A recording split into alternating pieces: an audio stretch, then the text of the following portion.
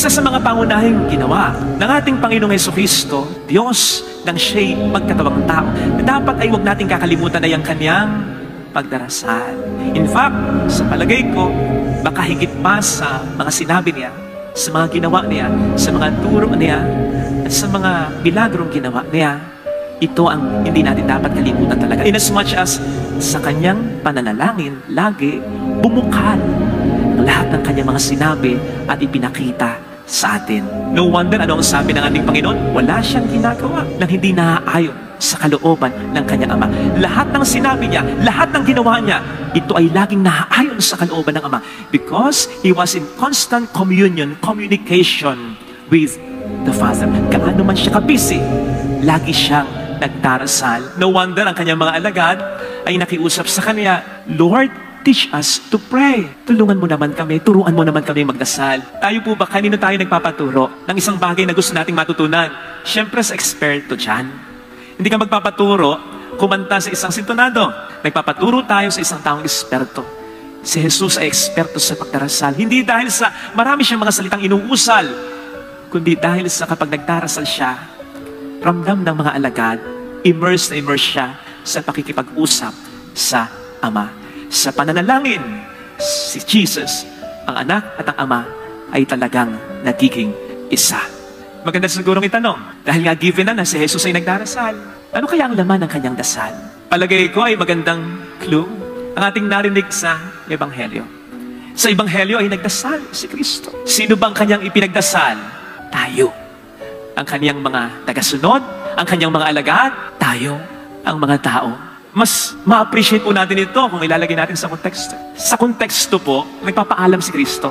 Kasi malapit na ang kanyang kamatayan sa Kalbaryo. Kung kayo po ang nasa kalagayan ng ating Panginoon, nalalapit na ang kamatayan ninyo. Sige nga, sino po ang ipagdarasal ninyo? Lalo pag may chance na naman kayo na hindi tahakin ang landas sa punta ng Kalbaryo.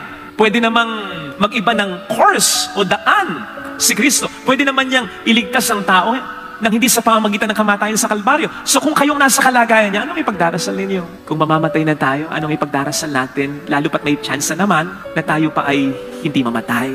Pasensya na, pero baka ako ang ipagdasal ko, Lord, sana nga po, huwag na ako mamatay. Lord, sana po, huwag na lang ganito. Pwede namang ibang paraan. Or, Lord, kung hindi ako gagaling, sana yung mabilis lang, yung hindi ko ganong mararamdaman, yung pagtulog ko, hindi na ako magigising pa, gano'n na lang, sige na. Pagdarasal para sa sarili, isipin po ninyo ang Panginoon. Mamamatay na lang. May chance naman na hindi mamatay. Anong laman ng kanyang panalangin? Para ba sa kanya? Hindi. Para sa atin pa rin.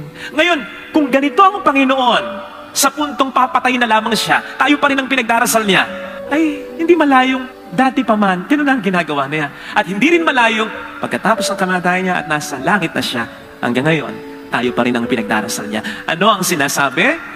Sa sulat sa mga Hebreo, ang Panginoon ang ating pinakadakilang tagapamagitan. Tayo, Diyos, si Kristo. Siya ang ating pinakadakilang tagapamagitan. Hindi natin minamaliit ang panalangin ng mahal na ina. Ang panalangin ni Santa Teresita, ipanalangin mo kami. San Isidro, ipanalangin mo kami. San Lucas, ipanalangin mo kami. Hindi natin minamaliit. Pero kung ikukumpara sa panalangin ng Panginoon para sa atin, ay talagang maliit yung mga yan.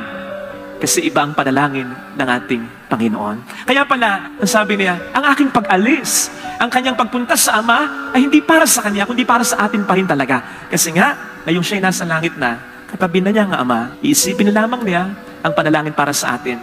At naroon na, imposibleng hindi marinig at hindi maisip ng Espiritu Santo at ng Ama. Kamakailan ay nag-browse na ako sa FB, natsambahan ko lang naman yung programa ni Senator Tulfo na meron siyang inaayos na kaso. Ang kanyang inaayos na kaso ay allegedly isang pulis na pinilit na maging asawa ng isang babae. So ang kaso ay gusto nang tumiwalag o umalis, humiwalay ng babae. Kung ano pa yung ibang detalye, huwag na lang natin pag-usapan. Okay? Mga marites dyan. Okay? Hindi naman yun ang mahalaga. Ang gusto ko lang i-pick up dito ay yung parang sinabi ni Senator Tulfo, Sir, kayo magtaka kung bakit hanggang ngayon ay ayaw niya.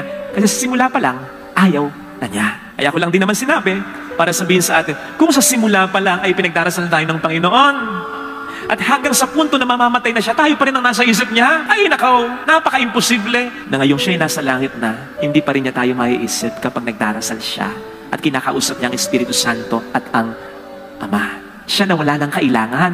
Siya na walang paghihirap. Hindi ba napaka-imposible na hindi niya tayo ipagdasal, na alam niyang tayo dito sa mundo ay bat-bat pa rin ng paghihirap? Now, as regards, ano bang ipagdarasal ng Panginoon sa atin? I guess walang problema para sa kabutihan natin. Yung mga bagay na kailangan natin, ang sabi ng Panginoon, hindi pa tayo humihingi, alam na niya. Kaya, we know for a fact na may mga tinatamo tayong biyaya na hindi natin hinihingi sa Diyos.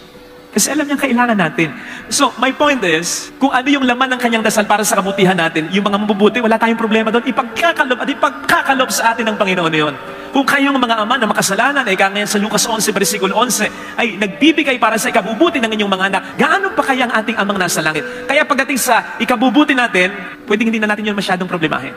Pero yung pagdating sa ikasasama natin, yun ang medyo may problema.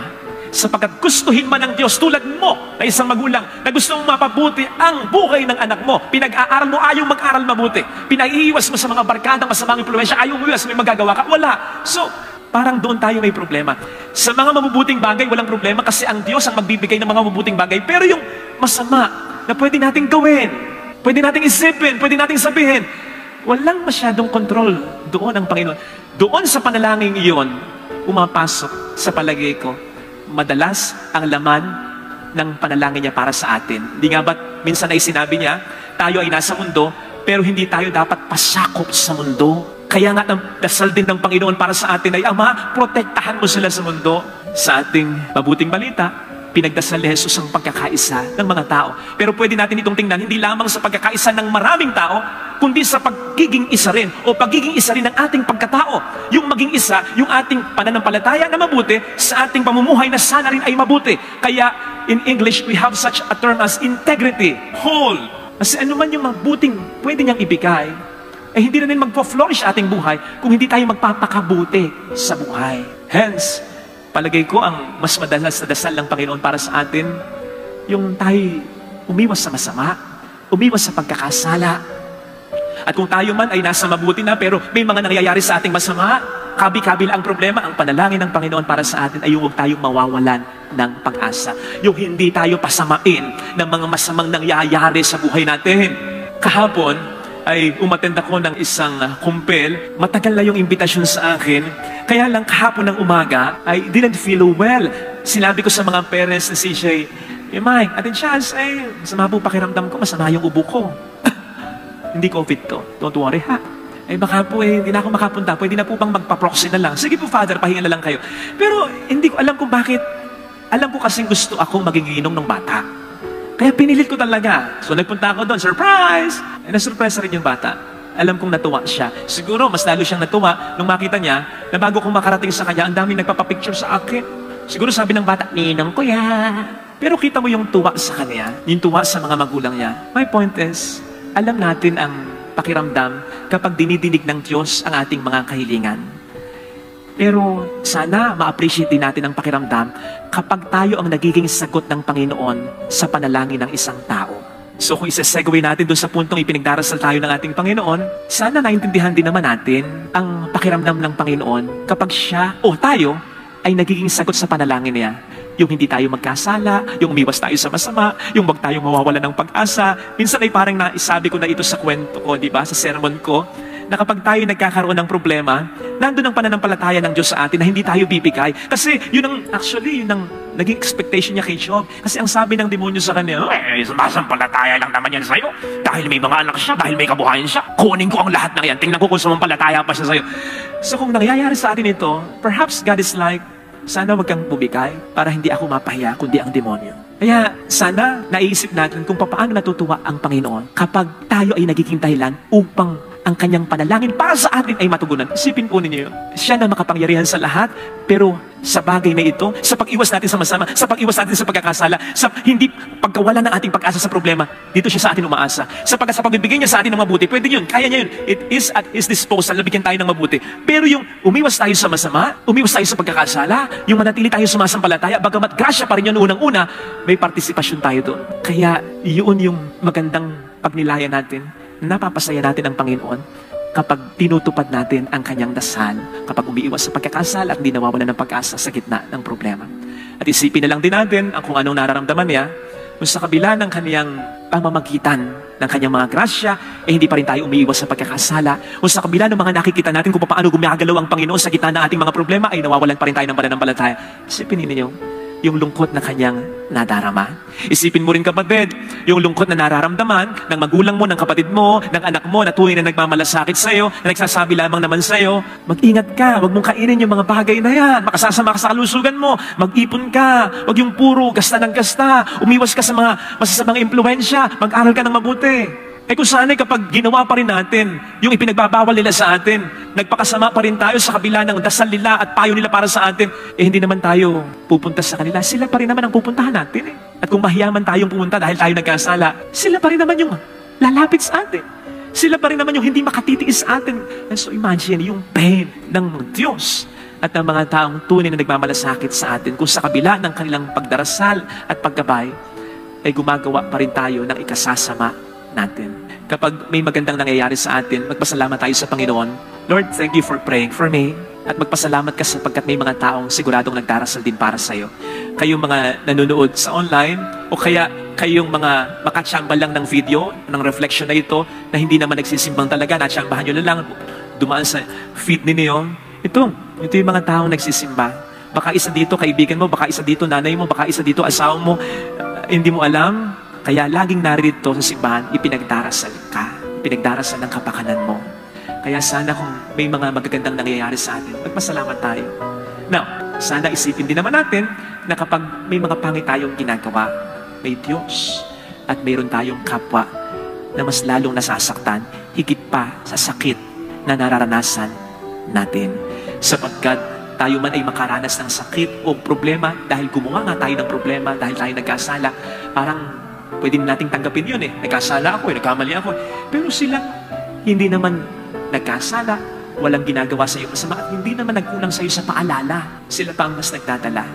Kaya sana, hindi man para sa iyong sarili, para sa Diyos at para sa kanila, magbago ka. Ito sana hilingin nating biyaya sa ating banal na misa. Noong panahong yon, tumingala si Jesus at nanalangin, Amang banal, hindi lamang ang aking mga alagad ang dinadalangin ko, kundi pati ang mga mananalig sa akin dahil sa kanilang pahayag. Maging isanawa silang lahat, Ama, kung paanong ikaw ay nasa akin at ako'y nasa iyo. Gayon din naman, maging isa sila sa atin upang maniwala ang sanlibutan na ikaw ang nagsugo sa akin. Ang karangalang ibinigay mo sa akin ay ibinigay ko sa kanila upang sila'y ganap na maging isa, gaya nating iisa. Ako'y nasa kanila at ikaw ay nasa akin upang lubusan silang maging isa.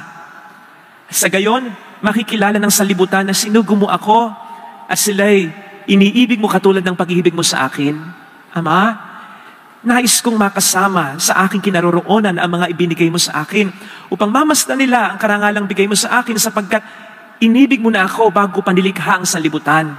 Makatarungang Ama, hindi ka nakikilala ng sanlibutan, ngunit nakikilala kita at nalalaman ng mga ibinigay mo sa akin na ikaw ang nagsugo sa akin. Ipinakilala kita sa kanila at ipakikilala pa upang ang pag-ibig mo sa akin ay sumapuso nila at ako namay sumakanila. Mga kapatid, ang mabuting balita ng Panginoon.